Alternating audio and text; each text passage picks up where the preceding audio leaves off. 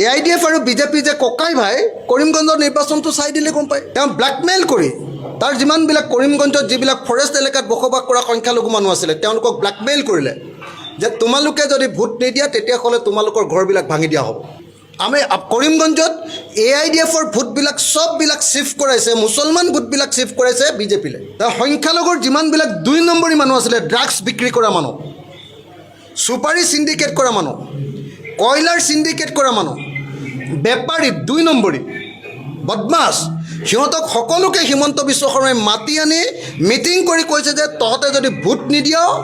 তেতিয়াহ'লে তহঁতক সকলোকে ব্যৱস্থা লোৱা হ'ব এই বুলি কৈ ব্লেকমেইল কৰি সংখ্যালঘুৰ ভোট তাতো লৈছে তৃতীয় কথা সংখ্যালঘুৰ ভোট লৈছে AIDFৰ পৰা আমি কৰিমগঞ্জত AIDFৰ ভোটবিলাক সববিলাক শিফ্ট কৰাইছে মুছলমান ভোটবিলাক শিফ্ট কৰাইছে বিজেপিলে AIDF আৰু বিজেপি যে ককাই ভাই কৰিমগঞ্জৰ নিৰ্বাচনটো চাই দিলে গম পায়